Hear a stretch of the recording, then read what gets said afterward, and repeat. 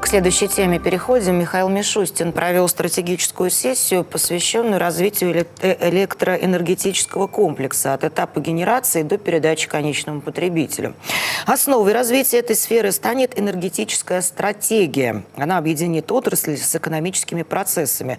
Общая мощность энергосистемы вырастет на 15%. Но многое, по словам премьера, делается уже сейчас. С одной стороны, активно внедряются новые технологии, которые снижают энергозатраты на единицу выпускаемой продукции в целом, а с другой расширяются энергоемкие секторы, такие как электротранспорт, центры обработки данных, также использование искусственного интеллекта. Продолжается электрификация промышленных и бытовых устройств. Хранить это важное преимущество для граждан и для бизнеса. Коллеги, конечная стоимость электроэнергии в нашей стране к 2042 году может вырасти почти вдвое. С 6,6 рублей до 12,8 рубля за 1 киловатт. Такой прогноз дает Минэнерго. И в этой связи премьер-министр отметил, что сейчас цена киловатт-часа в России одна из самых низких и поставил задачу сохранить это преимущество. Вот о том, что происходит в энергетическом секторе нашей страны, каковы его перспективы, мы поговорим сейчас с экспертом в нашей студии. Приветствуем Бориса Марцинкевича, главного редактора издания «Геоэнергетика Инфо». Борис Леонидович, добрый вечер. Борис Спасибо. Добрый вечер. Будем разбираться со всеми нюансами. Борис Леонидович, я прекрасно помню, как еще лет 15 мы гордились тем, что мы энергоизбыточная страна. Мы даже продавали электроэнергию соседям. Ну, сейчас, понятно, это невозможно в силу объективных причин. В Европу продавали. Но главное, очень так действительно говорили, мы энергоизбыточны, нам хватит надолго. А сейчас вдруг выяснилось, что у нас чуть ли не энергодефицит. Как так? У нас энергодефицит. Та модель рынка, которая сложилась в результате реформы РАО ЕС, проведенной командой блистательного энергетика всех времен и народов Анатолия Чубайса, привела к тому, к чему привела. То есть мы до сих пор пожинаем плоды вот этого? А как же? У нас же никто ничего не пересматривает, у нас все в порядке. Больше того, вот эти условия, в которых мы жили, распространены с 1 января и на Дальний Восток. Там были регулируемые цены. Не подводя итогов, не оценивая, к каким результатам привело, мы эти рамки расширили. Получили удивительный результат, цены выросли. Борис Леонидович, ну вроде бы, опять же, там РАО ЕС строила электростанции, причем там новые газовые электростанции с перспективой продавать электроэнергию в Европу. И их там вроде понастроили как раз в северо-западном регионе достаточно много. А как, куда вот они что, стоят? Или куда делась электроэнергия с них? У нас страна достаточно большая. Мы продавали отнюдь не только в Европу, мы продавали и продаем в Казахстан. У нас крупнейшим покупателем по объемам до последнего времени был Китай. Но теперь в связи с тем, что растет потребление на нашем Дальнем Востоке, государственная компания «Интеррау», монополист по экспорту и импорту электроэнергии, договаривается о том, чтобы поступала электроэнергия к нам в Приморский край с тем, чтобы мы могли рассчитываться киловатт-часами из Амурской области. То есть там на пределе. С Казахстаном пока все договоренности выполняются.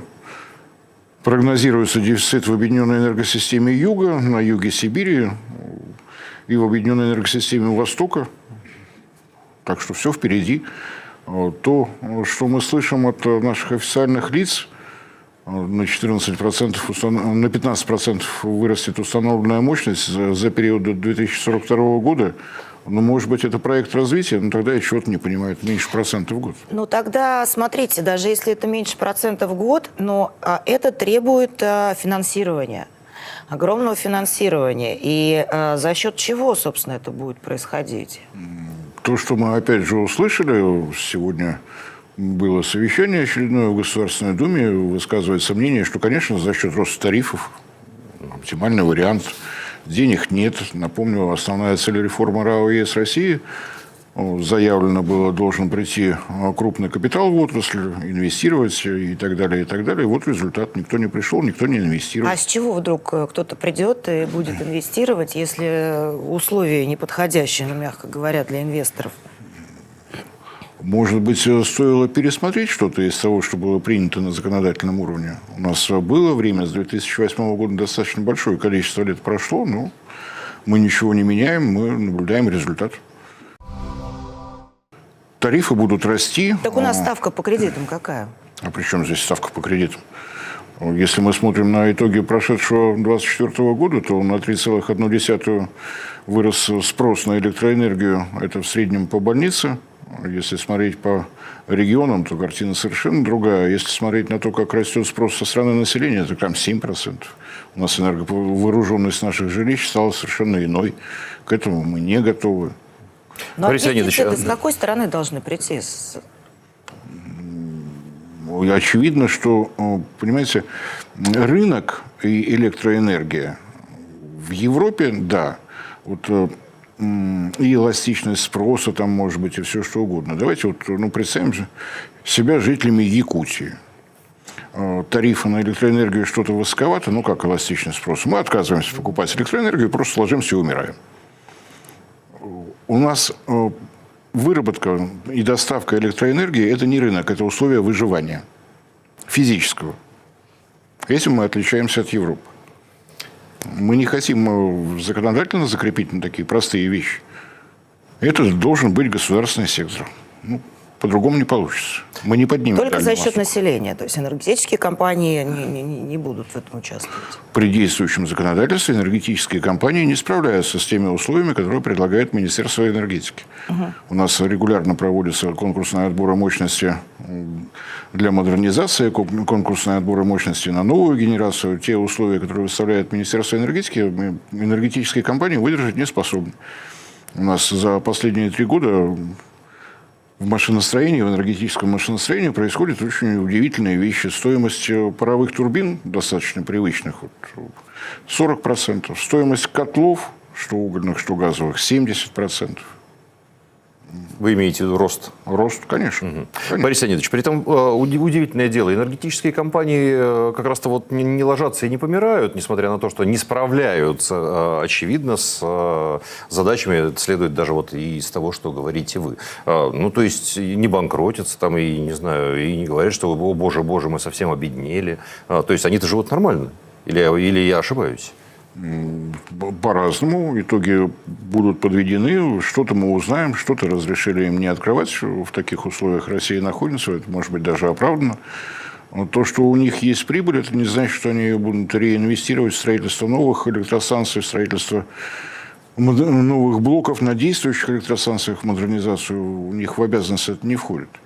Я просто, опять же, обращаясь к статистике, частный сектор в энергетике. Если вспомнить, что у нас есть такие государственные компании по установленной мощности. Росгидро, государственная компания, крупнейшая по установленной мощности. Второе место Росатом, государственная компания. Третье место Газпром Энергохолдинг. Теперь третье место уже Интеррао ЕС, полностью государственная компания Газпром Энергохолдинг. Иностранные компании, ушедшие из России, их акции находятся в управлении государством. Если посчитать все внимательно, то в государственной собственности или собственности государственных компаний 82% того, что у нас генерируют. Вопрос, для чего нам нужны все те красоты, которые были придуманы в 2008 году? Это по факту государственный сектор. Для чего, собственно говоря, расчленяли энергосистему на различные сегменты и так далее, да? Государственная энергосистема, созданная трудами тех людей, которые сначала создали и реализовали план ГРО, а потом создали единую энергосистему Союза Советских Социалистических Республик, дает удивительный результат. Она сама стекается, как ртуть. Вот она слилась воедино. Очевидно, что нужно менять правила игры, но этого никто не делает. Что требуется для того, чтобы их поменять? Для этого... Какие препятствия? Препятствия законодательные. Законодательство менять никто не собирается.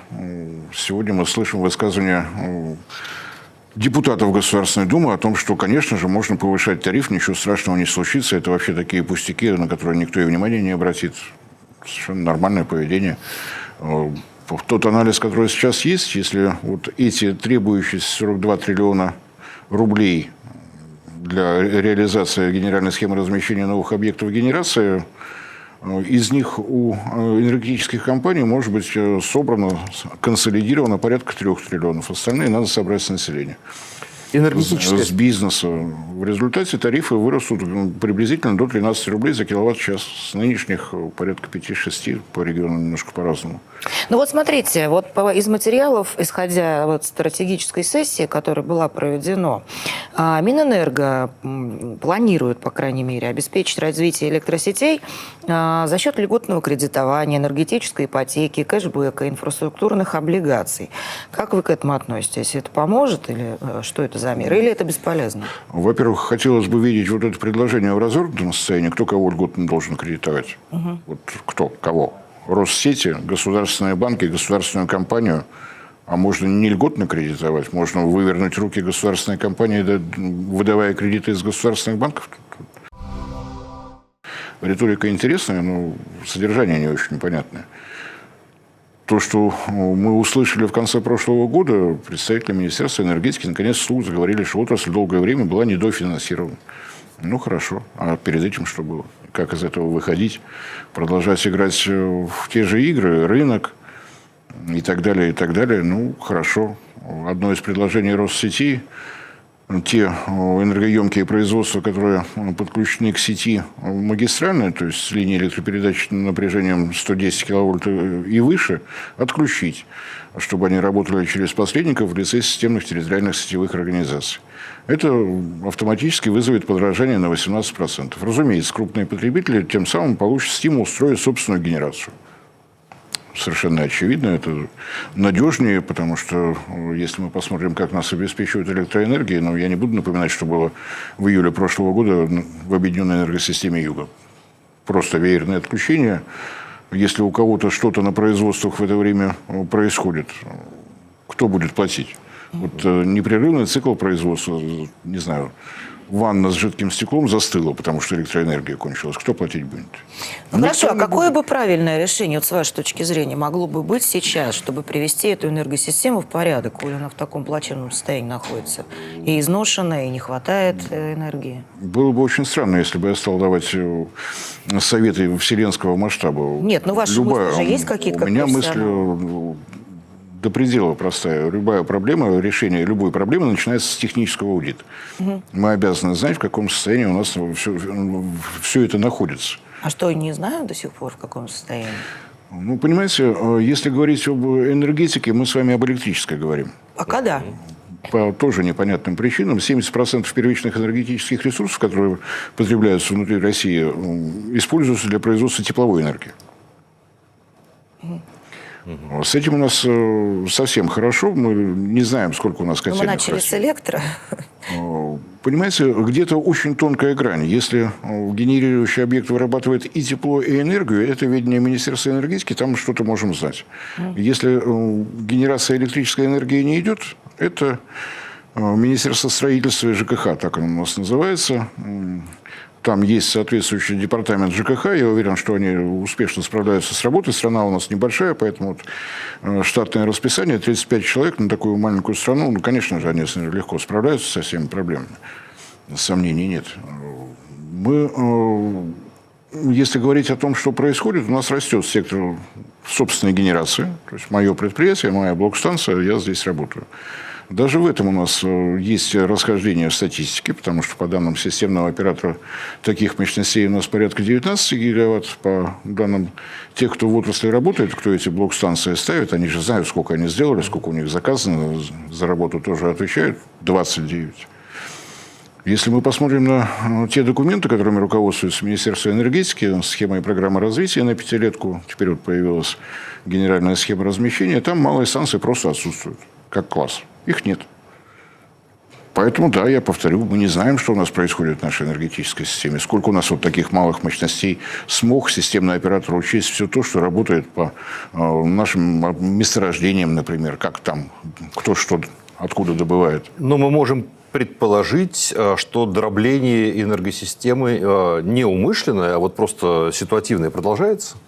Конечно, если вот эта тенденция будет продолжаться, что давайте возьмем деньги с бизнеса и с населения, дробление будет только нарастать.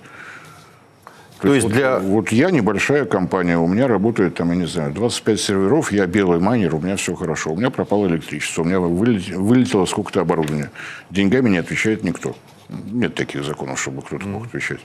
Зачем я должен платить деньги за техническое присоединение, ждать этого технического присоединения 3-4 года, когда я могу поставить собственную блок-станцию сообщить, что я никому не присоединяюсь, никаким сетям, вот мой остров, я на нем живу. Таких островов будет все больше. То есть требуется политическая воля для того, чтобы как-то разрубить этот Гордиев узел, который вот сейчас возник? Требуется работа экспертов. Для начала провести технический аудит, понять, что у нас есть, чего у нас нет, в каком состоянии, сколько лет. А дальше самим себе задать вопрос. Если у нас генерация все равно стеклась под государственное крыло, то для чего у нас вот вся эта настройка, которая придумана? Рыночная, так скажем. Я просто напомню, что скорость распространения электромагнитных волн в металлическом проводнике 300 тысяч километров в секунду. Вот у нас здесь светло, за 0,01 секунду электроэнергия приходит к нам. Но у нас есть системный оператор, у нас есть генерирующая компания, у нас есть Россети, у нас есть системный территориально-сетевой организатор, гарантирующий поставщик. Они все в этой 0,01 секунде. Они нам точно нужны? Давайте поговорим про угольную отрасль. Давайте, пока она еще есть, надо успеть поговорить. Что это пока она еще есть? В угольной отрасли кризис, если говорить, допустим, о Хакасии, сегодня поступили новости из региона. 20 компаний уже сократили численность производства, ожидают падения добычи 15%, падения экспорта 50%. Так можно перебирать регион за регионом, за исключением Якутии. Почему? В чем причина такой ситуации? На угольную отрасль достаточно долго никто не обращал внимания. У нас нет ни одной государственной компании, которая могли бы задать тон работы. У нас очень много разговоров о том, что необходимо развивать углепереработку и так далее, и так далее. Ни одного предприятия угольной химии в стране нет. Разговоры есть. У нас нет более сотни угольных компаний, у них нет ни ассоциации, ни какого-то объединения, которое могло бы выдвигать требования от лица отрасли. У нас не хватает того, у нас не хватает вот этого, давайте договариваться. Ну а почему угольные компании не хотят вкладываться в эту отрасль и развивать ее сами? Требований нет. Для этого нужна ассоциация именно? Требований нет. А как можно требовать у 140 компаний? У каждой по одной? Вот смотрите, ситуация с нефтяными компаниями.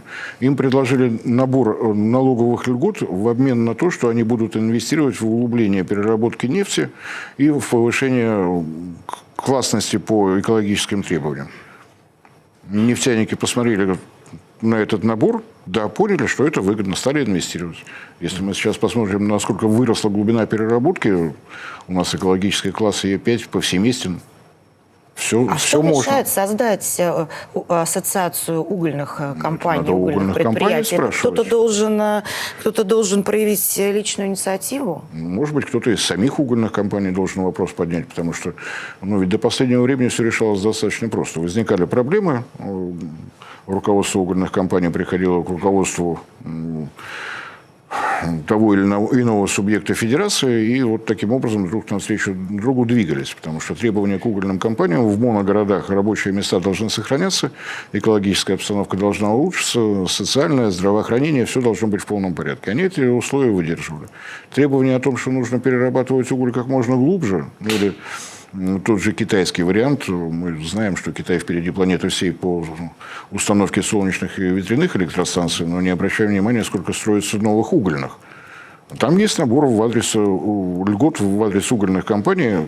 Если они строят угольные электростанции, отвечающие новым требованиям, требования там до предела простое, нагрузка на окружающую среду от угольной электростанции должна быть такой же, как от газовой электростанции, такой же мощности. Все.